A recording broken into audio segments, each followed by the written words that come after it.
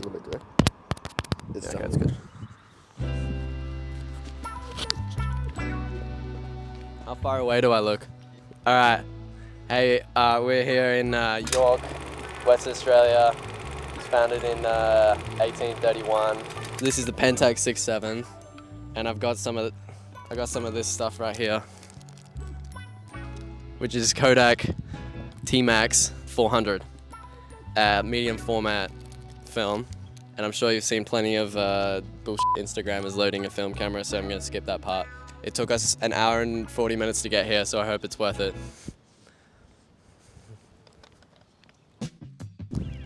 This camera was gifted to me by my great uncle. So shout out Uncle Richard. It's one of the best, considered one of the best in the analog film community. So I'm very lucky to have it. So we got the film, and I've decided against not recording the loading process. I can't think of anything more embarrassing than filming a YouTube video in public. So I've had some problems with this camera before, and I've worked out it's got little notches in the where the film goes. I don't know, or where the spool goes rather, and you kind of have to align it up perfectly in order for it to actually wind, which I wasn't doing. And so now I know, and now I've started doing that. Well, my least favorite thing about loading a film camera is that I can't really quite tell if it's winding properly or not once the door is closed, and then I can't check because it'll expose the film. But I guess medium format is good because you have to wind it until the arrow meets up. So you can tell that it is winding. There we go. Ready to go. We got the usual crew with us today. We've got Samuel behind the camera, I think, for the most part, and Bradley, which is the Japan crew, so we're going to Japan together in like a month. I got this guy, which I found in my box of camera gear, so that's handy. It's a little light meter, so I need to set it. The ISO, how do I do that? What the f? Hey everyone. Hang on, I need to find my light meter. Uno momento. 1/250. 10, alrighty. 1/1000th of a second at aperture 5. F5 rather. I figured this was the best composition.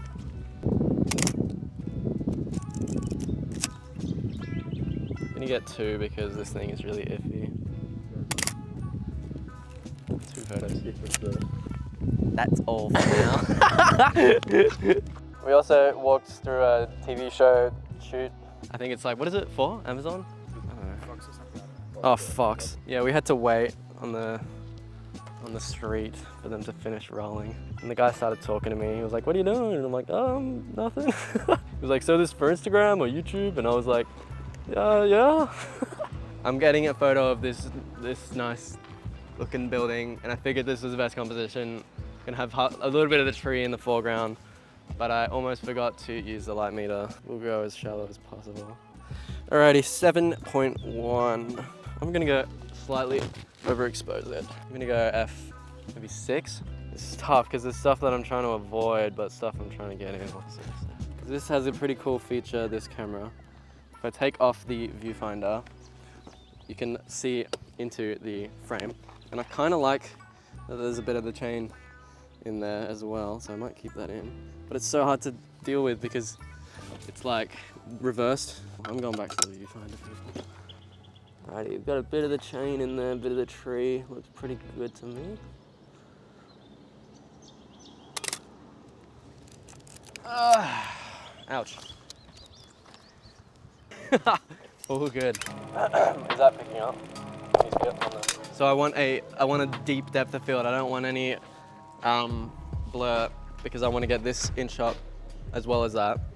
So I'm gonna try and get a very closed aperture. So it'll be 250/1 and f/22. Try and get it all in. Beautiful. Hello? Did you know people don't actually know this, but cauliflower is actually a type of berry.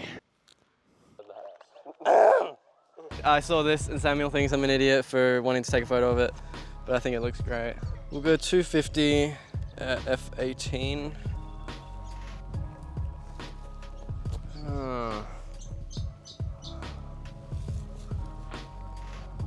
That's nice. Alrighty.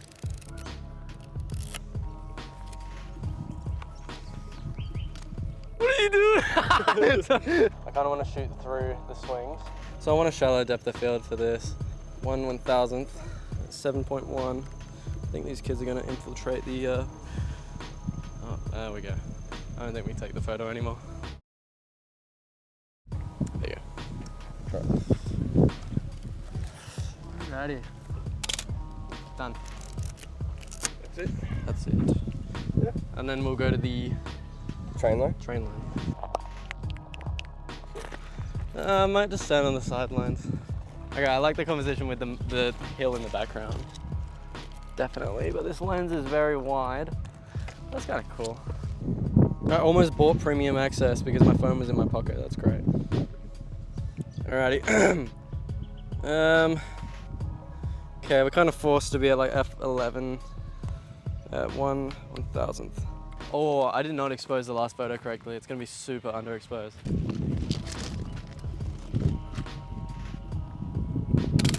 Done. Oh, not that trick. To do the white thing? Yeah.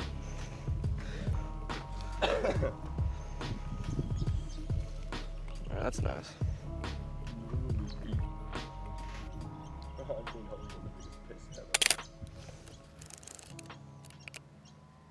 Alright. Yeah, cool. What am I even holding right now? Yeah, gonna try and get a long exposure. It might not work because of the ISO, so that looks good. So we want a very slow shutter speed. Might not work at all. Why?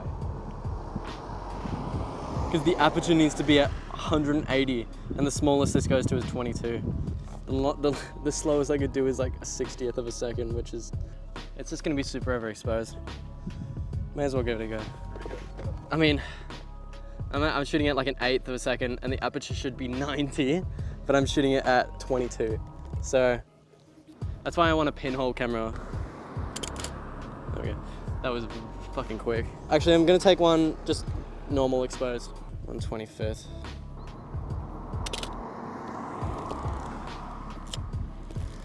All right, that's it. That's the end of the roll.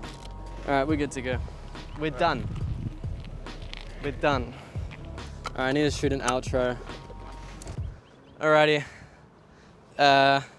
Thanks for watching, I think. This has been the Pentax 6.7 in York, one of the oldest towns in Western Australia / Australia as a whole. My hands are in my pockets because I'm trying to find the lens cap for that camera, which I'm fairly certain I left in the car, so it's all good. So the next video that you'll see, we will be in Japan. So yeah, I'm enjoying just taking it slow and taking photos, so hopefully you enjoyed it. But shout out to Gull, and I think that's all we have for you today. Any questions, let me know, this, that, the other.